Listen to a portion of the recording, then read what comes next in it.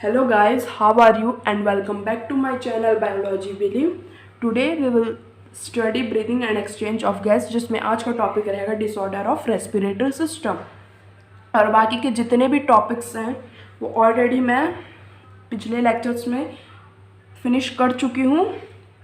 ठीक है, तो आज सिर्फ एक ही टॉपिक बचा, that is disorder of respiratory system. ठीक है, तो इसमें एनसीईआरटी में 3 टाइप्स ऑफ डिसऑर्डर बताए गए हैं, that is asthma, emphysema and occupational respiratory disorder. ठीक है, तो फर्स्ट हम लोग अस्थमा देखते हैं। ठीक है, asthma is a difficulty in a breathing. Asthma में ब्रीथ करने में, सांस लेने में बहुत ज़्यादा कठिनाई होती है। Causing wheezing due to the inflammation of bronchi and bronchioles. देखो इसका कारण क्या है, जो इन्फ्लामेशन छोटा हो जाता है, जो रहता है ना ब्रोंकिया एंड ब्रोंक्यूल्स, जो एरिया है वो काफ़ी छोटा हो जाता है, जिसके कारण एक्सचेंज ऑफ गैस नहीं हो पाता और इंसान को सांस लेने में बहुत ज़्यादा तकलीफ होने लग जाता है, जो अस्थमा के पेशेंट है।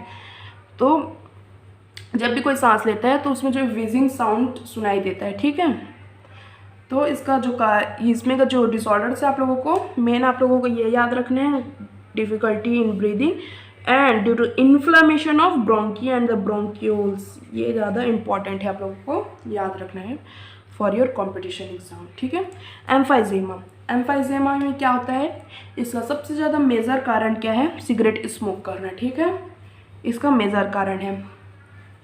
तो क्या होता है, ये क्रोनिक डिसऑर्डर है जिसमें जो एल्वेलर वॉल्स है वो डैमेज हो जाता है। ठीक है, एल्वेलर सब जानते होंगे, आगे पढ़ के आया है तो everybody know what is the alveolar wall. ठीक है, और इसमें कितना ज़्यादा रिक्वायर्ड होता है इसका सही सरफेस एरिया होना।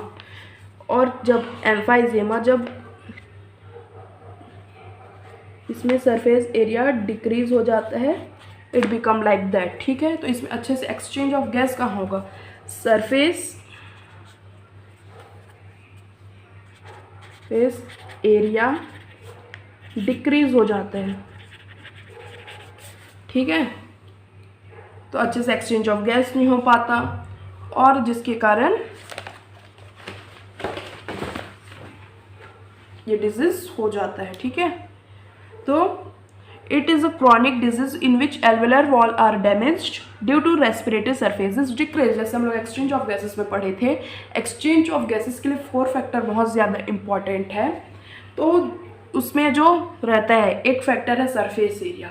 सरफेस एरिया का होना बहुत ज़्यादा इम्पॉर्टेंट है। और बाकी है जैसे कि सॉल्युबिलिटी होना, ठीक है, और थिन मेम्ब्रेन्स होना, that is also required, pressure gradient, तो उसमें एक होता है सरफेस एरिया। तो एल्वेलाई में सरफेस एरिया का होना बहुत ज़्यादा इंपॉर्टेंट होता है। तो आप लोगों को एम्फाइजेमा में मेन क्या याद रखना है, सरफेस एरिया डिक्रीज हो जाता है एल्वेलर वॉल का, और इसका जो मेन कारण है वो सिगरेट स्मोकिंग के कारण होता है। ठीक है, ऑक्यूपेशनल रेस्पिरेटरी डिसऑर्डर, नाम से पता चल रहा है ऐसा कुछ ऑक्यूपेशन जिससे रेस्पिरेटरी डिसऑर्डर हो सकता है। वो क्या है, जैसे कि इंडस्ट्रीज़ में हो गया, तो वहाँ कुछ स्टोन को ग्राइंडिंग कर रहे हैं। ठीक है, मीन्स ग्राइंडिंग का मतलब होना है उस क्या चूर कर देना। ठीक है, तो जब अगर ग्राइंडिंग करते हैं तो वहाँ पर कितने सारे जो धूल जो है वो उड़ता है, तो जिसके कारण क्या होता है, डस्ट प्रोड्यूस होता है। सांस लेने में फिर कुछ एलर्जिक पर्सन होता है जिनको डस्ट से एलर्जी होता है, तो ये सब प्रॉब्लम होता है। तो इसलिए बोला जाता है कि बिलो द 10 ईयर ओल्ड ऐसे इंडस्ट्री में नहीं भेजना चाहिए, क्योंकि वहाँ प्रॉब्लम हो सकता है जो 10 ईयर ओल्ड से नीचे हैं बच्चों को। ठीक है, अब चलो एनसीईआरटी से देखते हैं। In certain industries specially that involve grinding और स्टोन ब्रेकिंग, ऑलरेडी बता चुकी, so much dust is produce that defence mechanism of the body can not fully cope with the situation.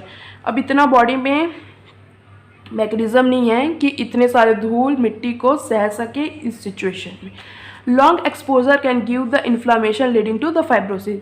अगर ऐसे ही लंबे समय तक चलते रहा तो जो फाइब्रोसिस या टिश्यू है उसको डैमेज कर देगा, एंड इस डैमेज के कारण जो लंग्स डैमेज है वो ज़्यादा सीरियस हो जाएगा। ठीक है, worker in such industry should wear protective mask. अब वर्करों के लिए स्पेशल मास्क प्रोवाइड करना चाहिए जिनसे छोटा मोटा भी जो धूल मिट्टी है वो उनके नाक में ना जाए। ठीक है, आई होप गाइज आप लोगों को डिसऑर्डर ऑफ रेस्पिरेटरी सिस्टम समझ में आया होगा।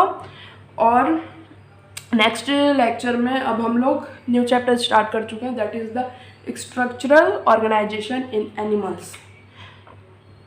सो guys keep study and thanks for watching.